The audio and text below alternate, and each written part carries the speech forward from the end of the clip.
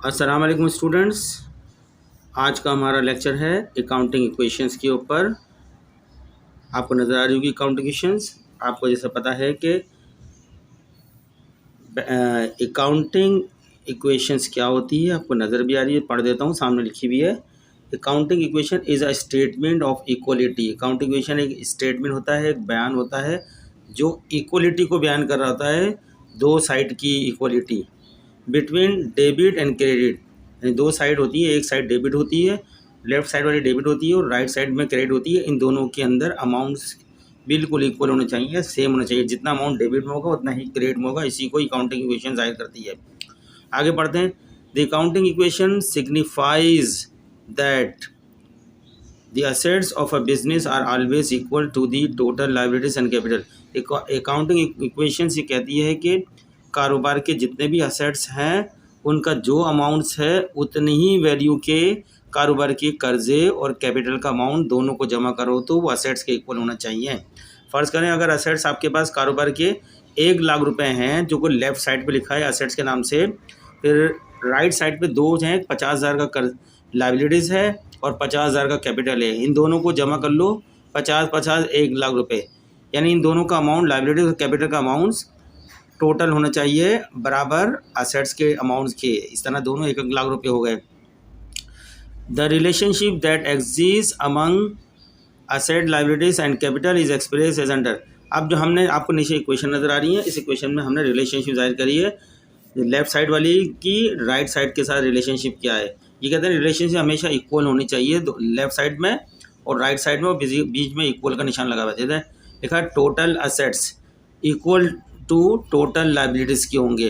अगर फर्म के अंदर कोई इन्वेस्टमेंट ही नहीं है, सारा कारोबार कर्जे से बनाया गया है, तो कर्जे के अमाउंट से हमने टोटल असेट परचेज किए होंगे, तो कंपनी के पास जितने भी टोटल असेट्स होंगे वो इक्वल टू टोटल लाइबिलिटीज़ होंगे, क्योंकि ओनरशिप यहाँ पर है ही नहीं, सब कर्जे से शुरू किया गया।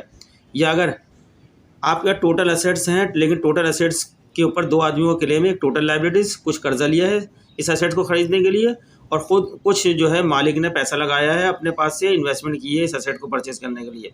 इसलिए टोटल असेट जो आए हैं वो इक्वल होने चाहिए किसके, टोटल कर्जे जमा टोटल कैपिटल को अगर जमा कर लो तो ये इक्वल, इससे ना कम हो ना ज़्यादा हो, क्योंकि जितना का इन्होंने पैसा दिया है उतना ही के असेट्स आए होंगे। असेट्स का दूसरा नाम रिसोर्सेज भी होता है अकाउंटिंग में, और लाइबिलिटीज़ और कैपिटल का दूसरा नाम सोर्सेज भी होता है, और इसके अलावा इक्विटीज़ भी बोलते हैं। लाइबिलिटीज़ एंड कैपिटल को इक्विटीज़ भी बोलते हैं, असेट को रिसोर्स बोलते हैं। तो नेक्स्ट इक्वेशन देखते हैं। टोटल असेट में से अगर हम कर्जा निकाल देते हैं, ऊपर वाली इक्वेशन में कहा था टोटल असेट बराबर टोटल लाइबिलिटीज़ प्लस कैपिटल के, अगर इसमें से सिर्फ टोटल असेट में से कर्जा निकाल दो तो जो बाकी बचता है वो कैपिटल रह जाता है। ये कुछ रिलेशन जी बताइए इक्वेशंस की। अब हम आते हैं अकाउंटिंग इक्वेशन, जो आपकी फंडामेंटल अकाउंटिंग इक्वेशन है। अकाउंटिंग इक्वेशन वो आपको नज़र आ रही है। फंडामेंटल इक्वेशन पहले असेट्स है, assets equal to liabilities plus capital, इसी को फंडामेंटल अकाउंटिंग इक्वेशन कहते हैं। दुनिया की तमाम अकाउंटिंग जो आजकल डबल एंट्री या मॉडर्न सिस्टम से जो चल रही है वो इसी इक्वेशन के ऊपर चल रही है। ये इक्वेशन को हम बैलेंस शीट इक्वेशन भी कहते हैं। क्या कहते हैं? ये fundamental accounting equation, also we called it balance sheet equation. ठीक है, क्योंकि जो असेट्स का अमाउंट होगा बैलेंस करेगा वो लाइबिलिटी और कैपिटल के दोनों के अमाउंट को जमा करो तो वो दोनों बैलेंस होने चाहिए, इसलिए बैलेंस शीट इक्वेशन बोलते हैं। आगे पढ़ भी देता हूँ। इसके अंदर आपको मैंने अंडरलाइन किया हुआ है, इसको हाईलाइट किया हुआ है। Assets and liabilities are two independent variable.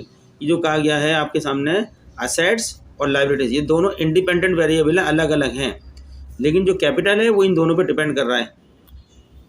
Will and capital is the dependent variable.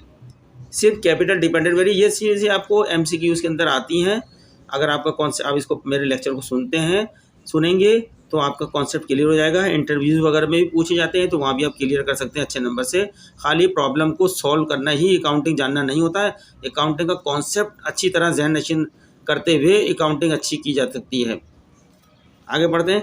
A transaction में अफेक्ट आइदर बोथ साइड। कोई ट्रांजेक्शन हमारे पास है तो या तो ये भी अफेक्ट हो सकता है ट्रांजेक्शन से, यानी लेफ्ट साइड वाला हिस्सा भी और राइट साइड वाला दोनों हिस्सा भी अफेक्ट हो सकता है। कोई भी ट्रांजेक्शन, या खाली कोई एक ही साइड अफेक्ट हो सकती है, दोनों पे कोई इफेक्ट ही नहीं पड़ रहा हो।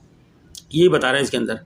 और ट्रांजेक्शन में अफेक्ट हो सकती है, इस पर असर पड़ सकता है आइदर बोथ, या तो दोनों साइड्स के ऊपर ऑफ द इक्वेशन की, यानी इधर भी और इन दोनों साइड पे भी हो सकती है कोई ट्रांजेक्शन। इन दोनों में चेंज, कोई ट्रांजेक्शन क्या करती है, फ्लो करती है, चेंजिंग लेकर आती है, या तो इसमें चेंजिंग लाएगी, इसमें या खाली इसमें लाएगी, या इसमें लाएगी, या दो, ये सब में चेंजिंग ले आएगी। कोई भी ट्रांजेक्शन क्या करती है, चेंजिंग लाती है, फ्लो करती है। अ ट्रांजेक्शन में affect either both sides of the equation by the same amount और on one side of the equation only, या तो एक ही साइड पे जो है इक्वेशन के जो असेट्स को आपने सेल करा तो एक असेट गया और एक असेट कैश आ गया, आपके पास इक्विपमेंट था, आपने इक्विपमेंट बेच दिया तो असेट चला गया, उसके अगेंस्ट में आपके पास पैसे आ गए, एक ही साइड इफेक्ट पड़ा। या आपने कोई ट्रांजेक्शन असेट परचेज करा लेकिन उधार में परचेज करा, पेमेंट नहीं करी, तो एक असेट्स आपके पास इंक्रीज हुआ है, फ्लो हुआ है, चेंजिंग आई एसेट में, और साथ साथ आपके पास आपने पेमेंट नहीं करी तो उधार भी, लाइबिलिटी भी इंक्रीज हुई है, कर्जा आ गया है। ठीक है, इस तरह चेंजिंग आती है, जब भी कोई ट्रांजेक्शन होती है उससे चेंजिंग आती है, तो वो एक साइड आती है, ये दोनों साइड भी आती है। ये बातें ही बताने में लगे मैं। बाय द सेम अमाउंट, अच्छा, either both sides of the equation by the same amount और one side of the equation only, ये मैंने आपको एक्सप्लेन कर दिया है। एन इंक्रीज इन असेट, अगर असेट में ही सिर्फ इंक्रीज हो विदाउट अ कॉरेस्पॉन्डिंग इनकी, उतना ही इंक्रीज या डिक्रीज इसमें ना हो, लाइबिलिटीज के अंदर सिर्फ असेट में इंक्रीज होता है, लाइबिलिटीज में कोई इंक्रीज ना हो या डिक्रीज ना हो, या असेट में कोई डिक्रीज ना हो, सिर्फ इंक्रीज ही हो। इंक्रीज इन लाइबिलिटी और a corresponding decrease in asset in other assets, कह रहे हैं अगर असेट्स में कोई इंक्रीज होता है और लेकिन लाइबिलिटीज में कोई इंक्रीज ना होता है और साथ में असेट्स में कोई डिक्रीज भी ना हो, तो इफेक्ट किस पे पड़ेगा, कैपिटल के ऊपर जाएगा सारा, उसमें जो भी फ़ायदा हो वो कैपिटल इंक्रीज़ कर जाएगा। अगर असेट्स इंक्रीज़ करता है ओनली और उसके बाद कोई लाइबिलिटीज इंक्रीज़ ना करे, कोई असेट डिक्रीज़ ना करे, तो फिर कैपिटल इंक्रीज़ हो जाएगा, ये बता रहे हैं। Without a corresponding increase in liability और a corresponding decrease in other asset must represent an increase in capital. इसी तरीके से बता रहे हैं कन्वर्सली, इसके उलट एन इंक्रीज इन लाइबिलिटी। अब कहते हैं अगर लाइबिलिटीज इंक्रीज़ करती है विदाउट अ कॉरेस्पॉन्डिंग इंक्रीज, उतनी ही इंक्रीज इन असेट, असेट में कोई इंक्रीज नहीं होती जितनी लाइबिलिटीज में इंक्रीज हुई है, लेकिन असेट्स में कोई इंक्रीज नहीं होती, और या कॉरेस्पॉन्डिंग डिग्री उतनी ही डिक्रीज इन अनदर लाइबिलिटी, या लाइबिलिटीज के अंदर कोई दूसरी लाइबिलिटीज में उतनी डिक्रीज नहीं होती, तो will indicate a decrease in capital, तो कैपिटल डिक्रीज हो जाएगा। ये बताना चाह रहे हैं आपको कि अगर लाइबिलिटीज इंक्रीज होती है, ठीक है, इनकेस कर्जा लेते हैं आप, लाइबिलिटीज इंक्रीज होती है लेकिन उतने ही अमाउंट से, जितने अमाउंट से लाइबिलिटी इंक्रीज हुई है, असेट्स आपका इंक्रीज नहीं होता। और दूसरी बात कहिए, उतने ही अमाउंट से कोई लाइबिलिटीज आपकी डिक्रीज नहीं होती, तो इफेक्ट क्या होगा, कैपिटल डिक्रीज हो जाएगा। ये आपको जानने वाली बात है, समझने वाली बात है, इसको याद रखें। एमसीक्यूज या इंटरव्यूज वगैरह के अंदर बहुत इंपॉर्टेंट बातें हैं ये समझने वाली। ठीक है, ये मैंने आपको पूरा बता दिया। The accounting equation is the basis, बुनियाद होती है फॉर डबल एंट्री सिस्टम की, बुनियाद होती है ऑफ अकाउंटिंग। यानी डबल एंट्री सिस्टम वो होता है जिसमें डेबिट और क्रेडिट दो रुख देखे जाते हैं, जितने अमाउंट से कोई अकाउंट आप डेबिट करते हैं उतने ही अमाउंट से आप कोई अकाउंट क्रेडिट करते हैं, यानी इक्वलिटी चलती रहती है साथ में, तो इसलिए अकाउंटिंग इक्वेशन भी इक्वलिटी के मुताबिक चलेगी। अब हम आते हैं आपके पास डबल एंट्री सिस्टम को थोड़ा वजाहत करते हैं। ये आपको नज़र आ रहा होगा, मैं पढ़ता हूँ आपके सामने। Double entry system is a system of recording. Double entry system एक रिकॉर्ड करने का सिस्टम है, बिजनेस ट्रांजैक्शन को, कारोबारी ट्रांजैक्शन को, कारोबारी लेन देन को रिकॉर्ड करने का एक निज़ाम है, सिस्टम है, विच रिकग्नाइज दैट, जो ये इस बात को मानता है, तस्लीम करता है कि each transaction has a dual aspect, कि कोई भी ट्रांजैक्शन जो भी होती है, सेल्स की हो या परचेज की हो, या उनके जो है दो रुख होते हैं, उनके दो रुख से लिखी जाती है। यानी एक डेबिट, उतने ही अमाउंट से डेबिट लिखी जाएगी तो उतने ही अमाउंट से क्रेडिट की जाएगी, लेकिन टाइटल ऑफ अकाउंट चेंज हो जाते हैं, लेकिन अमाउंट सेम रहता है, एक डेबिट में जाता है, क्रेडिट में आता है। ठीक है, has a debit dual aspect.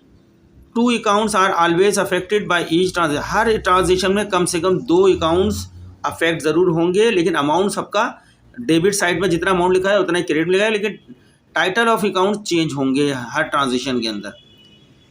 Next पढ़ते हैं, under the double entry system. Double entry system के तहत each transaction is seen as a flow of value from one account to another। कह रहा बुक कीपिंग सिस्टम के तहत हर transaction जो है वैल्यू को फ्लो करती है, यानी चेंजिंग लेकर आती है वैल्यू के अंदर, एक ही अकाउंट में लाती है, फ्रॉम वन अकाउंट, एक अकाउंट से टू अनदर। एक अकाउंट अगर कम हो रहा है तो दूसरा अकाउंट बढ़ रहा है, ठीक है। दो टाइटल ऑफ अकाउंट होते हैं, उसमें एक इंक्रीज करता है एक डिक्रीज करता है, लेकिन अमाउंट दोनों side debit credit side same लिखा जाता है। टाइटल ऑफ अकाउंट्स का इफेक्ट इंक्रीज और डिक्रीज का होता है, लेकिन दो टाइटल डिफरेंट लिखे जाते हैं, लेकिन अमाउंट्स डेबिट और क्रेडिट में सेम होना चाहिए। The receiving account is debit, जो अकाउंट होता है जिसको मिल रहा होता है कुछ पैसा वगैरह या कोई सामान वगैरह या कोई फिक्स असेट वगैरह, तो उसको डेबिट कर दिया जाता है with the amount, and the giving account is credit, उसी अमाउंट से जिसको दिया जा रहा है वो अकाउंट क्रेडिट होता है। देयरफॉर इसलिए every debit has an equal and offsetting credit, कह रहा जितना डेबिट होगा उतना ही जो है क्रेडिट भी होगा। जितने अमाउंट से कोई चीज़ को डेबिट करोगे उतने अमाउंट से क्रेडिट करोगे, यही double entry bookkeeping system है।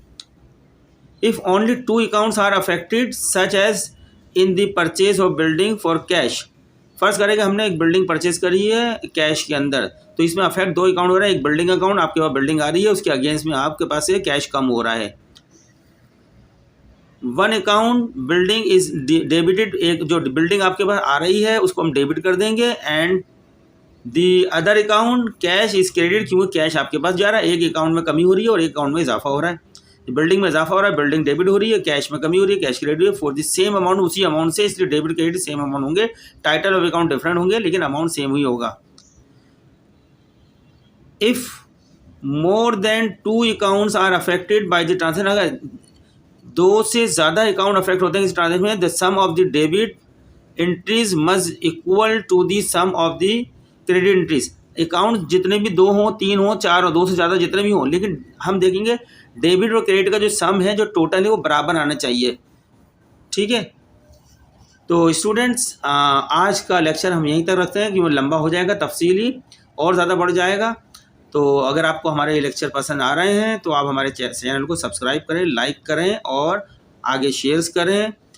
हम आपको यकीन कराते हैं हम आपकी अकाउंटिंग कॉन्सेप्ट से लेके प्रैक्टिस अकाउंटिंग भी बहुत अच्छी कर देंगे आपकी, अगर आप हमारे इन लेक्चर को देखते रहेंगे। आपको किसी इंस्टीट्यूशन में जाने की ज़रूरत नहीं पड़ेगी। ये मैं पेटीवाला की किताब पढ़ा रहा हूँ, फर्स्ट ईयर कॉमर्स की किताब है, कराची में इसकी दुकान है पेटीवाला, बहुत बेहतरीन किताब है, अच्छी लिखी हुई है। तो मेरी तो आपसे यही रिक्वेस्ट है कि अगर आप फर्स्ट ईयर कॉमर्स में हैं या अकाउंटिंग स्टूडेंट है तो आपको बस ये किताब होनी चाहिए पेटीवाले की, इन्होंने बहुत अच्छी किताब लिखी है। मैं इसी किताब को आपको सामने पढ़ा रहा हूँ, आपकी सहूलत के लिए जो है इस किताब को मैंने लिया है ताकि अच्छी तरह आप समझ सकें। तो शुक्रिया, अपना ख्याल रखिएगा। नेक्स्ट लेक्चर का इंतज़ार करिए हमारा।